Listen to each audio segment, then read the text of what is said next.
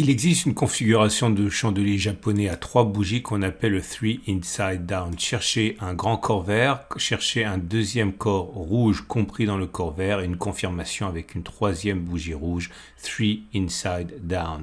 Il y en a plusieurs, on va voir si c'est vraiment inquiétant, surtout que, vous l'avez compris, on vient d'en voir un se produire aujourd'hui. Salut, c'est Trado, je suis content de vous retrouver pour la mise à jour de l'analyse technique du CAC 40. Merci beaucoup pour vos bons vœux de prompt rétablissement. En fait, c'est une fausse alerte, c'est simplement que, voilà, quand on a des enfants, on chope tout ce qui passe dans les écoles, vous le savez aussi bien que moi, et tout va pour le mieux, encore une fois, merci. Donc voilà le CAC 40 qui décide de faire une pause prolongée, abandonnant encore 0,3%, préservant néanmoins l'essentiel, à savoir cette oblique ascendante ici, gage de la tendance haussière de court terme.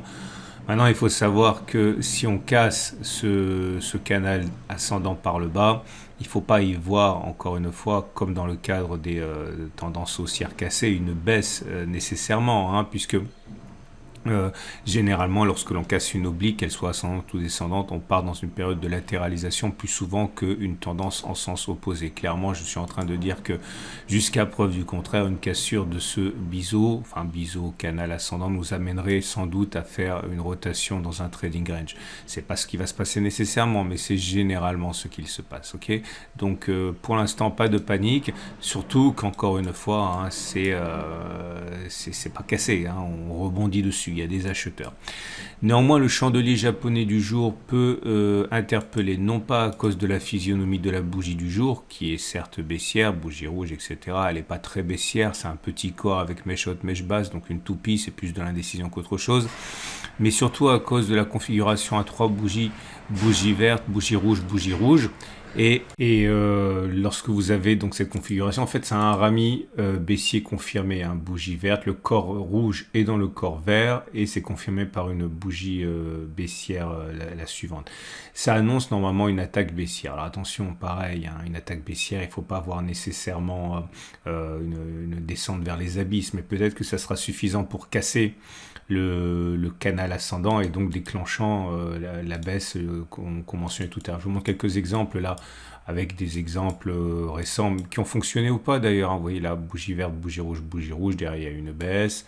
Vous avez également un exemple là, bougie verte, bougie rouge, et là il y a une grosse baisse, mais là vous avez un troisième exemple avec une baisse minimale, hein, vraiment un minima. Donc voilà, il ne faut pas voir non plus là-dedans nécessairement des choses dramatiques, mais il est vrai que ça augmente les chances de casser le canal ascendant par le bas. Okay. Les bougies Aiki-Nashi commencent à prendre une tournure plus baissière par contre, hein, alors c'est pas grave non plus, c'est une bougie rouge certes qui n'a pas de mèche haute, c'est certain, mais elle n'est pas longue, donc c'est simplement une alerte par rapport à ce canal ascendant, et même si rien ne se reproduit à l'identique, on peut envisager que ce soit le signal que cet obstacle graphique, enfin ce support graphique pourrait bien lâcher. Les éléments techniques, la moyenne mobile à cette période, elle est au-dessus des cours maintenant, on l'a cassée, donc la tendance immédiate, elle est simplement neutre à présent. La moyenne mobile à 20 périodes, elle est descendantement au-dessus, donc la tendance générale, elle est neutre aussi. La moyenne mobile à 50 jours, elle est plate, voire légèrement descendante en dessous, donc ça veut dire que la tendance de fond commencera à devenir baissière, la tendance de long terme est haussière, okay, avec la M200 qui monte.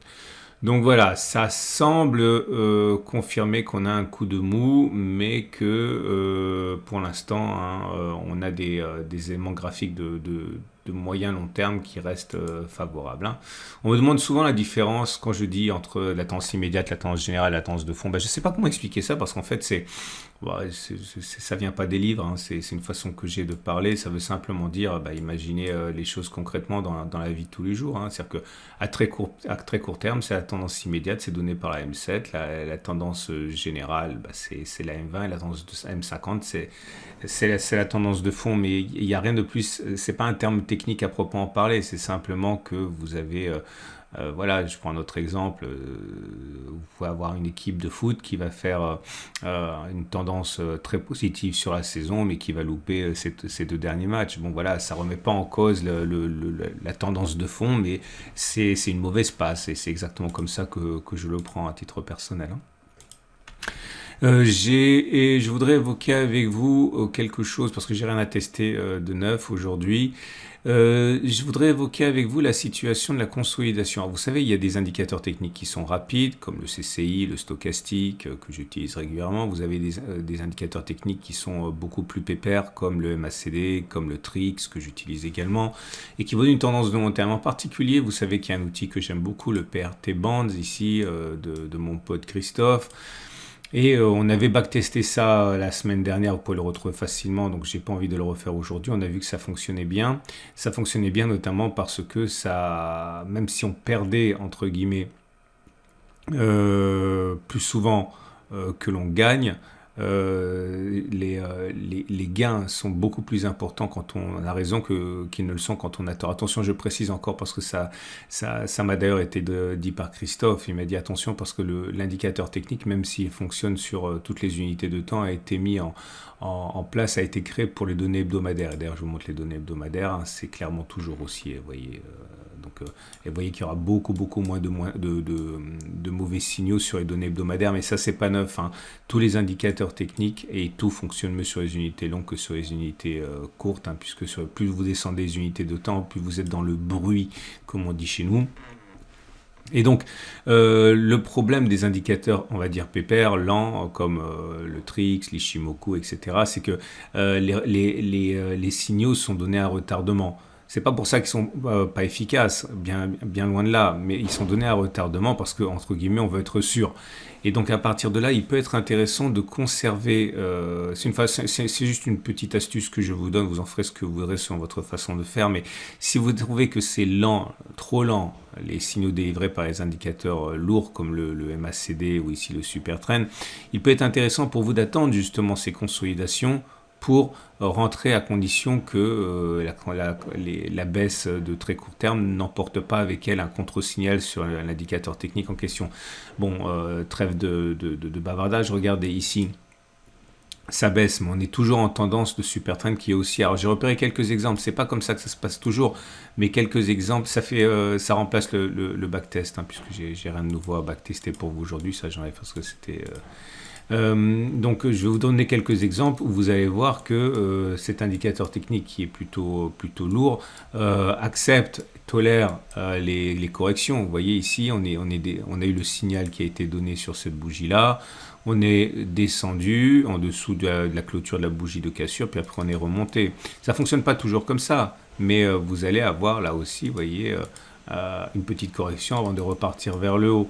Là aussi, petite correction. Donc, avant de repartir vers le haut. Je vous montre un petit dernier. Vous voyez, à chaque fois, non pas à chaque fois, c'est des bêtises. Parfois, on vient même chercher la partie basse de l'enveloppe avant de repartir et faire des nouveaux plus hauts. Donc, vous voyez, je vais donner simplement quelques exemples. Mais l'idée, surtout ici, c'est que ça ne remet pas du tout en cause les signaux qui sont donnés par ces indicateurs un petit peu lourds. Et là, justement, si vous pensez que ce sont des signaux qui sont retardés et qui vous obligent à mettre des stops de protection très éloignés, par exemple, si vous étiez rentré ici et que vous avez un stop de protection en cas de cassure de l'enveloppe Supertrend, voilà, là vous avez forcément, puisque ça a baissé un petit peu, un stop de protection qui est plus court. Donc vous pouvez envisager de construire un système fondé sur un filtre qui serait de choisir, repérer, enregistrer les indicateurs techniques lourds et attendre que ça consolide et remonter après consolidation. Ok, donc voilà, c'est ça, c'est beaucoup et rien en même temps. Ce que je vous dis, c'est simplement une façon pour vous de naviguer. Et du coup, quand vous n'avez pas de signaux en particulier ou quand vous voyez qu'il y a une impulsion baissière qui se dessine, eh bien regardez si vous n'êtes pas dans un contexte général de tendance haussière sur des indicateurs un petit peu plus lourds. Ok. Et donc j'ai dit il n'y a rien de neuf au niveau des indicateurs techniques, si ce n'est que voilà, les indicateurs lourds en question dont je vous ai parlé. J'ai mentionné le TRIX, alors lui c'est vraiment le pépère. Regardez, il a donné son signal il y a 4 séances, mais voilà, ce sont des signaux qui sont quand même généralement très intéressants. Hein. Le MACD a également donné un signal il y a 5 séances. Bref, vous l'aurez compris, la situation actuelle pourrait être une opportunité si vous avez un biais qui est haussier. On va terminer avec l'Ishimoku qui, attention, on est à deux doigts de faire un twist dans l'autre sens. Ça veut dire que au twist baissier qui annonçait un objectif baissier succéderait un twist haussier qui donnerait un objectif haussier. Donc imaginons, je dis n'importe quoi, qu'il y ait ce twist et qu'il se fasse ici. Vous connaissez ma règle, hein. Vous prenez la distance entre les plus bas et le twist, ça donnerait à peu près ça, 7310, c'est un exemple, hein, voilà ici. Vous reportez ça par-delà le twist, ça vous donnerait un retour sur les plus hauts. Donc à surveiller de près, hein, ça pourrait se faire dès cette semaine d'ailleurs, hein, à suivre de près. Mais en tout cas, pour l'instant, c'est neutre, puisqu'on est dans un nuage qui est à plat, on est sur une Kijun qui est à plat, et par contre, la tendance immédiate est encore haussière parce qu'on est au-dessus de la Tenkan qui monte, ok ? On va donc terminer avec les trades du jour et les trades du jour. Je vous rappelle que c'est le coup de projecteur là. Si vous voulez trader le CAC 40 ou à la hausse, à la baisse, évitez de travailler avec des produits amateurs, j'ai envie de dire. Si vous décidez de jouer à ce jeu difficile qu'est le trading, il faut absolument que vous ayez des produits performants et des courtiers de renom. Et c'est pour ça que j'ai la chance de pouvoir choisir mes partenaires. Et là, je promeus donc IG, qui est donc mon partenaire trading depuis de nombreuses années. Vous pouvez trader avec des Turbo 24, vous pouvez trader avec des CFD à risque limité. Leurs bureaux sont en France, ça veut dire tout. Ça veut dire que voilà, si vous n'êtes pas content, vous pouvez aller taper à la porte. Vous connaissez leur analyste maison, hein, Alexandre Baradez, que l'on voit toujours sur BFM, etc. et sur d'autres médias grand public. Bref, c'est une présence française établie, forte. Et donc, si vous voulez encore une fois passer par du trading de court terme, hein, sur le CAC 40, pensez à mon sponsor. Vous avez un lien d'ailleurs en dessous de la vidéo. Je ne vous cacherai pas que c'est bon pour moi. Bon, je ne gagne pas d'argent quand vous aurez un compte avec IG, hein, mais forcément c'est un sponsor, donc c'est bon pour moi si vous utilisez mon lien plutôt que un autre. Voilà. Votre rendez-vous avec IG.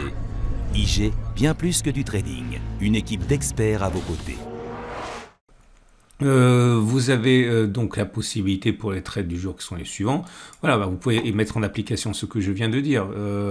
Vous savez que le PRT Bands est efficace. Donc vous pouvez acheter maintenant, vous mettez un stop de protection assez large, hein, par exemple 1,2%, c'est pas énorme non plus. Et si vous pariez sur le fait qu'on va retourner sur les plus hauts, vous avez un excellent ratio gain-risque, hein, puisque vous avez un ratio gain-risque supérieur à 2,2, 2,3, c'est pas mal du tout. Maintenant, si vous voulez spéculer à la baisse et que vous pensez qu'on est parti pour casser ce canal et descendre, retester l'ancien support, ben, vous pouvez faire ça. Objectif, donc le support. Stop de protection au-dessus des précédents sommets, vous avez un ratio gain-risque supérieur à 1, donc 1,1, bon pourquoi pas. Hein.